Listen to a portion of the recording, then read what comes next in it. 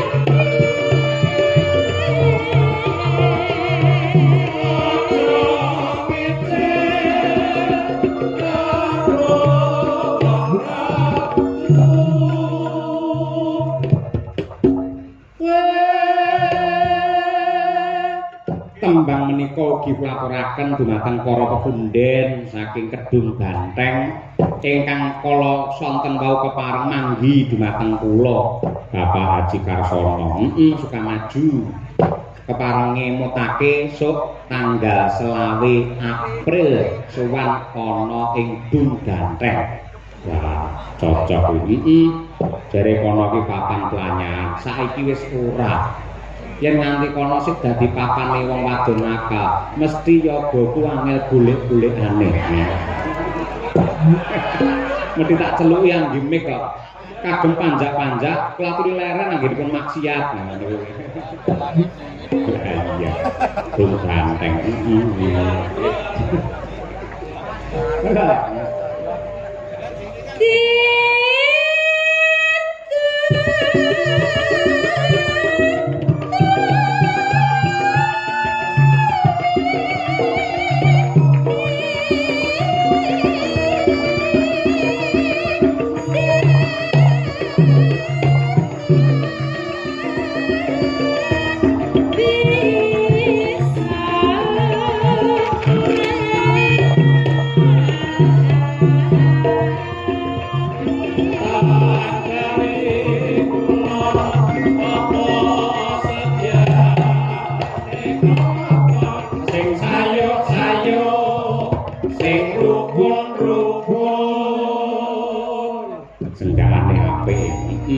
Nemu piwulang pesan moral ngetan kali mulan apa sedyane kelakon blarati sampirke mae cerak ra ngampirke minggu ora prei ditunggu-tunggu ra diwehi mertane wong wis turu dibuka malah ngidoni apike didoni sik ayo monggo guys ya mumpung rong Mei ayo Monggo istriku. Ayo.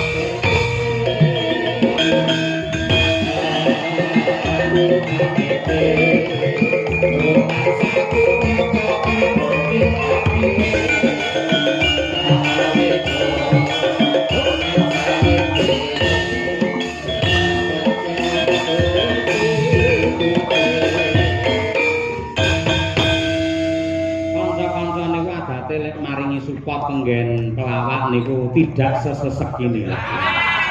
Ning khusus kangge gareng muda ya kudu sesek. Iya. Nanti Mbak Wir nganti rampok empat.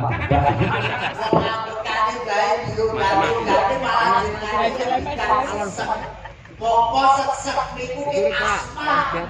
Pokok jadian juga kon kanggo asma niku napa nggih betul Mas Karyo? Mboten perkara asma, niku tempo. Irama. Angel napa? Tegese kuwi iki lho. Ketukan ngene lho. Iki tak santai. Lah cepet ya tek tek tek tek ngono kuwi. Oh, irama. Irama. Iki ruhone pambitan. Nggih. Sedulur wonten ing Laladan Polorejo mriki Mas Cahyo. Leres. Awit menika mboten duga mana saestu awit sedulur Polorejo mrika ngiras pantes iki bersih desa, ngiras pantes nglumpukne warga masyarakat ugi para kepala desa sak kecamatan Babatan. Nggih. Mungguing bersih desa sing ditindakne setiap tahun sing dalange ora tau kecer nggih Mas Cahyo Kuntabi. Nggih. Niku katresnanipun Kyai Polorejo ngoten niku. Mila mumpung jenengan wenten disekseni karo Kyai kabeh, mbuh wis ping 4 apa ping 5 aku lali. Engko yen ping 5 taun ngarep mboten sah dipun bayar penuh, cukup 50% saja. Niku pun kecara nyata mboten namung panjenengan Mas. Ora rampung lek kula omong. Oh, dereng. 50% itu tegese 50% DP, 50% pelunasan. Kok omong ngono. Iya. Wong ngendikane jenengan rene ora usah dibayar, sing penting turane kena ditukake sepeda motor. Iya. Saiki kok buat barang ora dibayar ora apa-apa. Nggih. Mergo mau wis lunas. Lah lek kula mboten kemrungsu, mang dibayar ya kono, saiki dibayar ya kono kula pun ikhlas, Mas. Wah, elok tegese jenengan iku berdharma ora golek materi nggih. Sesasi kepungkur wis dilunasi. Oh, lah. Lah dadine kalek nyaur igo-igo. Mula raimu tak sareng bucek kok kene. 750 tok, Mas. Alhamdulillah barokahullah. Nggih. Lek mboten lantaran kados mekaten nderekne panjenengan Mas Cahyo, Nggih. kula nggih mboten samar menika saged menika nggih ngeten iki sabet jagung paribasane kumpul dulur wonten ing Laladan Polorejo Mas. Leres, nggih. Namung ndedonga muga-muga sak cekapipun bersih desa Nggih. sedaya masyarakat wonten ing Laladan Polorejo manggih kawilujengan kebagas warasan selamat donya kelawan akhirat. Amin. Ingkang baken mugi-mugi sing tani ya tandirane ya melimpah ruah. Bebas dari hama. Nggih ingkang dados Mbah Lurah muga-muga pinaringan seger waras. Amin. Ingkang dados pejabat muga-muga nggih sedaya menika dipun ijabahi Gusti Kang Maha Agung kebak ingkang mulyan panjang yuswa. Amin. Amin. Jatenan nyambut gawe lek karo Mas Cahyo tenan. Wong nonton iki dukono dukene ora nek senggawe. Lah niki mergo katresnane Piyayi Polorejo. Kula niku nun sewu mayang tanpa ada peran serta para penonton sing sak lapangan penuh. Saya bukan apa-apa. Yang artinya yang melestarikan budaya wayang, budaya Indonesia bukan dalannya, namun seluruh penonton yang tercinta ini. Tepuk tangan Polorejo. Nggih tenan niki Mas nggih dititeni mawon wong tegese tenggene Polorejo, kanca-kanca desa lintune niki dereng ingkang wonten ingkang dereng napa bersih desa. Alhamdulillah Polorejo menika sepisan dalu menika Mas. Ngaten nggih. Murwakani menika wujuding bersih desa, muga-muga iso resik samubarange, resik penyakite, resik godha rencanane manggih kawilujengan kebagas warasan. Amin. Sampeyan ndongakne kaya pinter Mas Gareng. Nggih, wong pacak wis dilunasi sak wulan ngeten iki kula nggih rada encer, Mas. Ah iya. Ya. Ini tegese panitia tanggung jawab. Ana lho, bar wayangane panitia digoleki angel. Nate kula akhire mulih mbok Avanza, nate ngoten niku. Panjenengan Heeh. bar wayangan panitiane lunga mulih ora nek digoleki turu ora Nek tangi. ketemu ditelepon ra diangkat. Bareng jenengan solusine Avanzane sing duwe mah kula go mulih. alah sami kalih kula, Mas. Pripun? Aku mulih bar dagel jruk medhun goleki sing duwe omah ora nek. Sing duwe panitia ora nek, warga masyarakat ora nek. Langsung kula bablas nyamburi, Mas. Nyawa. Pitik jago tak jupuk. Oh, jenengan Avanza wong sakmene mbane aku ya pitik jago wae kan cukup to, Mas. Apa ya cucuk gareng kaya ngono Lah ya jago ya cucuk to, Mas. Kok ya. Nggih, niki ngiras pates nggih niki napa nggih ngleluri budaya Jawa, Mas. Paribasane lek ngonceki barang sing ora bener kerto aji. Nggih. Bayar paribasane kan boten leres. Ingkang baken sedaya masyarakat Polorejo khususnya menika dukuh wonten ing tamanan mriki. Weh tenan sak RT 5 yuta. Lek 12 RT pinten yuta mawon, Mas. Iya bayangno kuwi pawa didekokne dawet jagung iso ngimbangi. Lha wong mboten namung damel klangi lek niku. Wong nggih ngunekne speedboat mawon kiyat. Oke, alhamdulillah alhamdulillah. Mas Gareng. Nggih wonten Gandeng dapur. ten pundi-pundi gareng niku identik dengan penjabaran alamat yang sedang wayangan. Gitu. Nggih, Iki leres. desane napa? Niki desane Bumbu Rame, Mas. Apa bumbu rame? Lah Polo niku napa? Bumbu Lah nggih Rejo. rame. Lah nggih, niki tenggene Bumbu Rame niki nuwun sewu. Niki napa meneh Pak Dino Sugih, Lurahe Pak Dino Sugih. Pak Haryanto. Lah hari niku Dino lah Anto. Sugih. Nah, Pak Haryanto ki dina sing sugih. Kula dina sing sugih dalu mriku didamel wayangan. Yalah. 2 periode, muga-muga masyarakate ayem tentrem, padha seneng, aja enek sing guntuk-guntukan, aja enek sing pliruk-plirukan, napa meneh jenenge jaman saiki jaman modern, Mas. Pokoke dolanan HP ya sak becik-becike. Nggih. Aja ngatek dolanan HP sing dingge ngeslot, sing dingge apa ku ora bener. Nggih. Lah iso ke dolanan HP iki ya dingge nilpuni tangga-tanggane. Lah ngapa tanggane ditelepon? Lah ya nggih kok lek bab bojone ora nek ditelepon kan kena dijak COD, Pak. Waduh. Ya. Mboten niki Polorejo silakan diterjemahkan. Po ki apa, lo ki apa? Polorejo. Ayo. Po popokane priyantun seniman wonten ing Laladan Ponorogo. Oh nggih. Popokane niki teng mriki Pak Haryanto nyengkuyung. Nggih. Mbah Dewan kekalih nyengkuyung, Bu Camat nyengkuyung, masyarakat sedaya nyengkuyung. Kula popokane priyantun seniman wonten ing Laladan Ponorogo. Nah, tepuk tangan untuk Mas Gareng Pacitan luar biasa. Lagi siji lho. Lo. Ki tegese lomo samukawesipun mbok bilih mriku sedulur sedaya ngawontenaken tasyakuran ora munggur kerto aji ning banyu mili pasugatane. Nah, Niku wah tenan Mas, soto teko, rendang teko, sate teko, kopi teko, teh teko. Kok padang ini. sampeyan ora ngerti, aku wis matur karo panitia, engko yen bar lingguhan lagi hadir di dalam itu. Wah, niku sakit cantut tali pondok, kadang-kadang sinoman lho Mas. Kuah bedo teko kurang tak pangan ya dundur neh. Dadi kula sepriti nggih klingsiren. Lah sampeyan kurang cepet le dalan. Lah jane tak cepet-cepetne wong lagi tak nagih wis dundur kok. Mosok tak guru kaya kirek. Iya.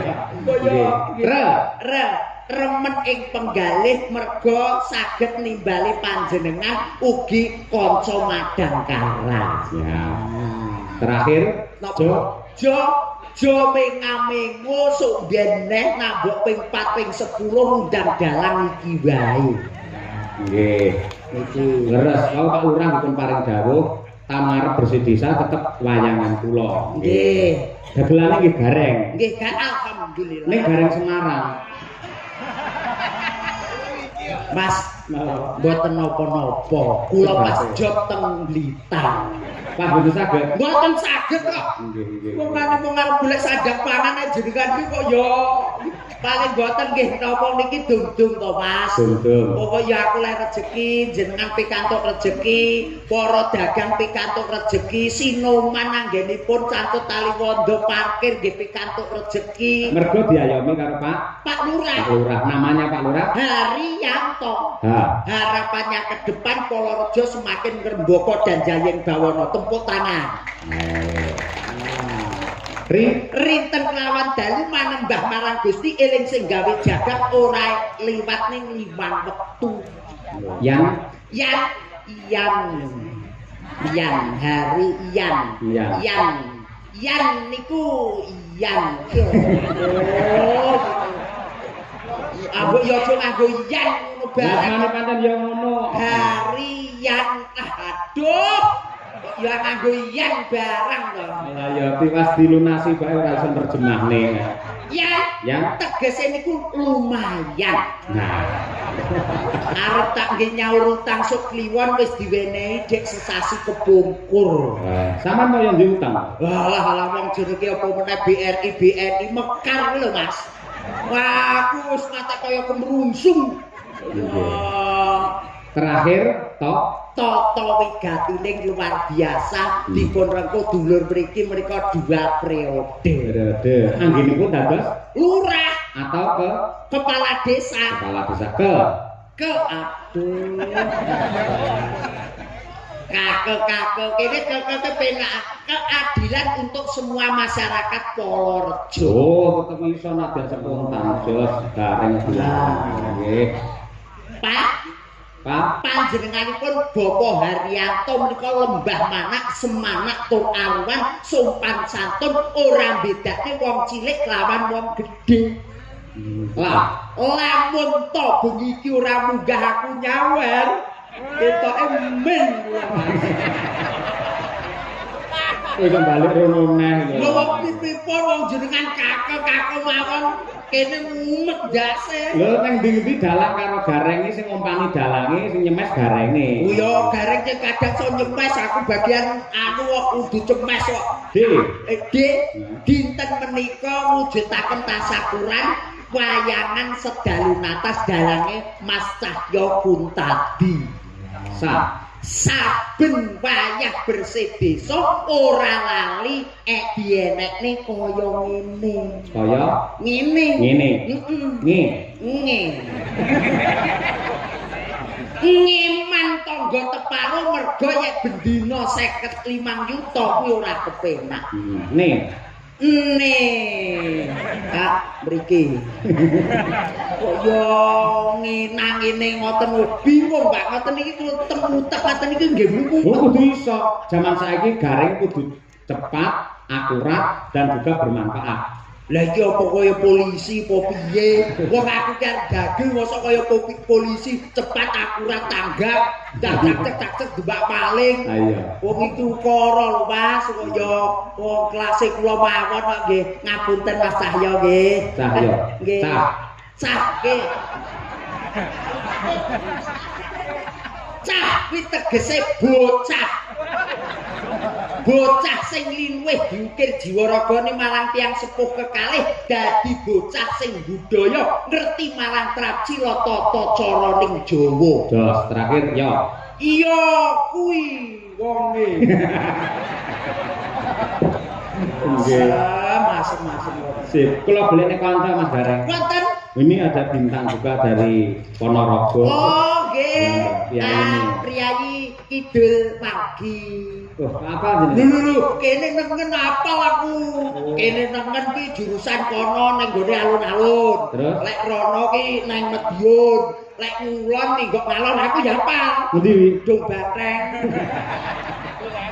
Oh, tanggal selawe Dung Banteng bener karo sampean to ya? Ah, nggih Mas. Nggih, kula pesen setunggal Mas nggih. Apa? Sing bingesane teko